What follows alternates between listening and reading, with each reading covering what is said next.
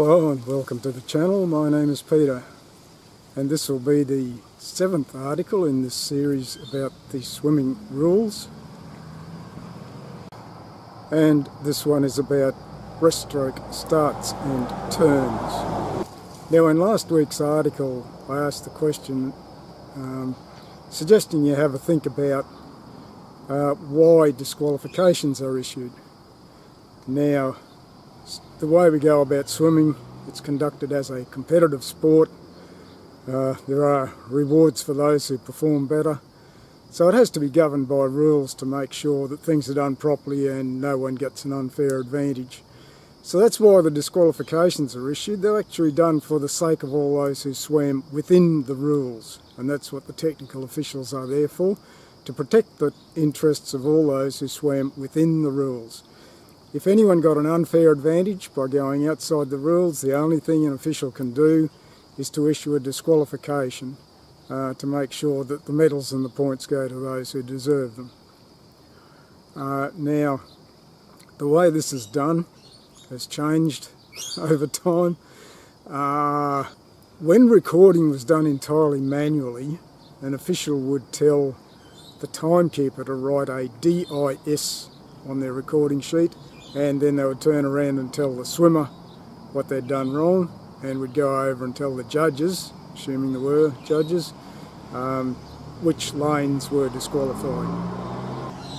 Then it all became a lot more professionalised, they say, and we started to write out infraction cards.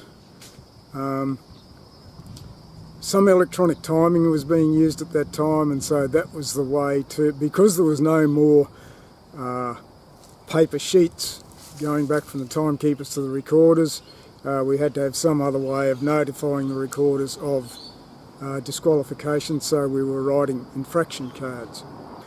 The way the swimmer found out what had happened was they had to listen to the public address system, because the infraction notifications were meant to be read out over the public address system, and you just had to listen to that to find out and that's the first time you realised you'd been disqualified, or sorry, your race had been disqualified, and what the infraction was. It's even quicker now. Most clubs are running their swim meets with electronic timing these days, and the races go so quickly that the officials don't even have time to write out infraction cards. What they're doing is radioing messages back to the recorders to say which swimmers have been exhibitioned out. They're using the exhibition facility on the recording program, and the first that the swimmer knows about that is when they go to check the published results and they find that they're at the bottom of the list with an X beside their name. What they are meant to do is to ask one of the officials after the end of events to explain what the infraction was. Now, only a few seem to be doing that. The rest either don't know that they should or they don't care. So I don't see it as being a particularly positive development. I can't see things improving due to this. Now, mostly just for the locals, and I'm talking about those clubs in Queensland at the present time.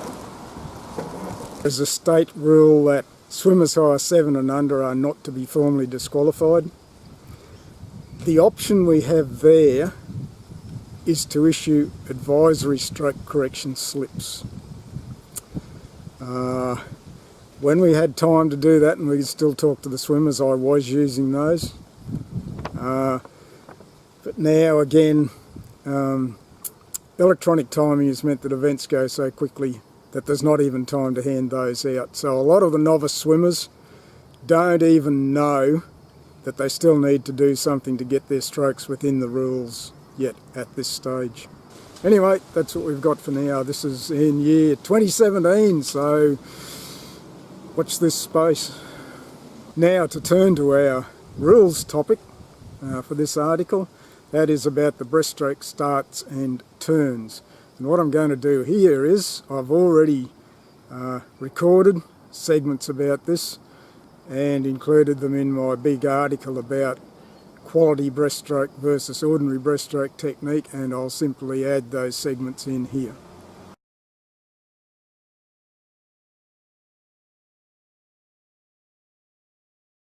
Breaststroke full pullouts. Now your coach will tell you, may have told you, that you can use streamlined butterfly kick to the surface after a dive or after a push off from a turn. In butterfly, obviously.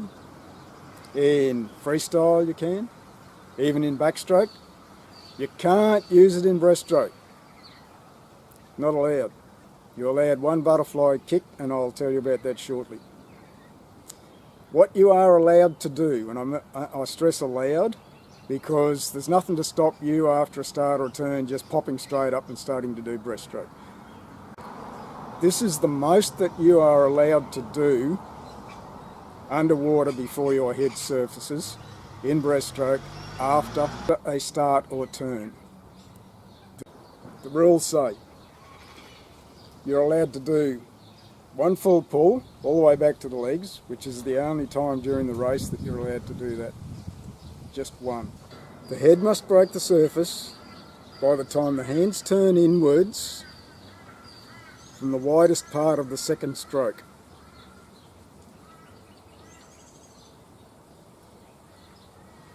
Now, I'm going to go sideways here.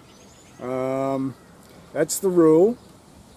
If you go past that, that's disqualifiable.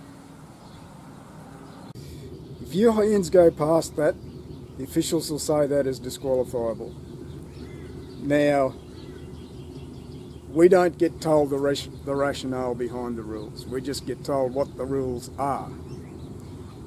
I would have to speculate that the rule was written that way to provide the officials with a point in the stroke cycle that they could see. You see, they probably only intended that a swimmer should have one stroke underwater.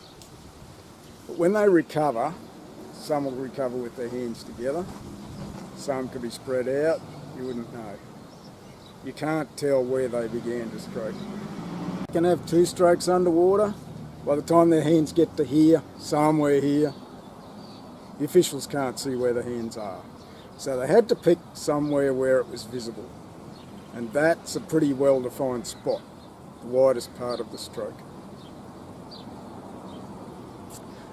I don't expect that it was ever intended that that was to be exploited by the swimmers.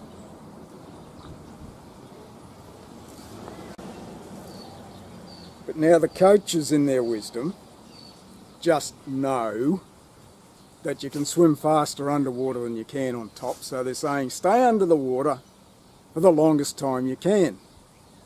And so they're telling the swimmers to pull as far as the rules allow. Now there's a trap in that. You don't normally get your head up to breathe until you get into here. You've got to artificially lift your head at that point in the stroke cycle to make sure your head breaks the surface by that time. It takes a lot of practice to control that so that it works well and is of some advantage. What I still very often see is the best swimmers streamlining to the surface before beginning their second stroke.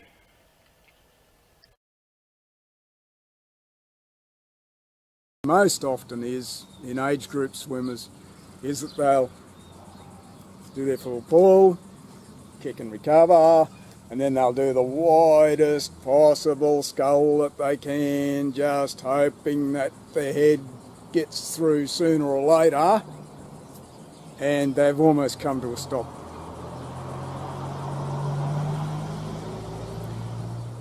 So you please yourself what you want to do. I feel sorry for the swimmers because the coaches have pushed them all the way to here, and the officials are saying you go to there and you're disqualified. They've got no margin for error. I don't know how this is going to play out in the end.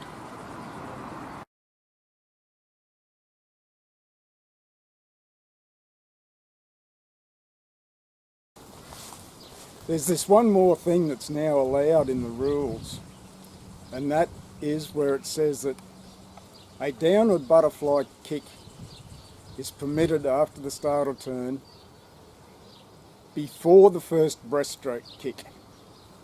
Now that allows for a lot of options.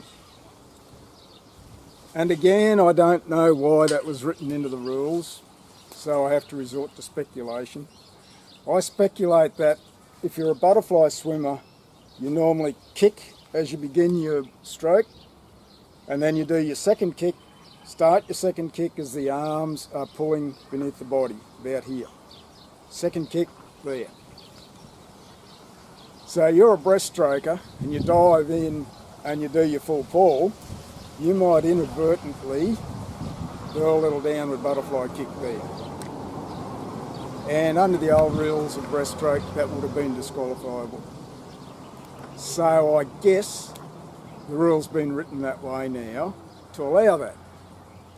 But strangely enough, you never see it. What we were seeing immediately the rule was allowed was, they'll dive in, streamline, do their first pull, go all the way down, and then throw in their butterfly kick. There. Probably not what was meant to happen, but that's what they decided to do. It's legal now. And another variety that I've seen, because of the way the rule was written, is that they dive in, streamlined. What they'll do is they'll arch their back and kick down at the same time as they start to do their first stroke. There. Again, that's legal. I don't know whether there's an advantage to it or not.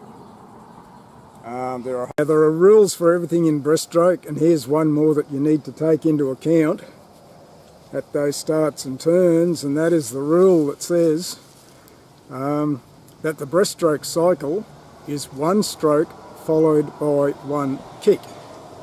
It doesn't even just say that you have to do one kick to one stroke. It says followed by, which means all the way from the beginning, the first thing you must do is stroke. You kick second. So the implication for the starts and the turns is that the first thing you must do is stroke. Stroke first, then kick. And then, as was noted earlier, then you have to make sure that your head breaks the surface in time. And again, I'll just reiterate that single downward butterfly kick is now allowed before the first breaststroke kick, and refer back to earlier in the article where that is expanded upon. And I should warn to only attempt this if your coach says that you can do it properly, because getting it wrong could be disqualifiable.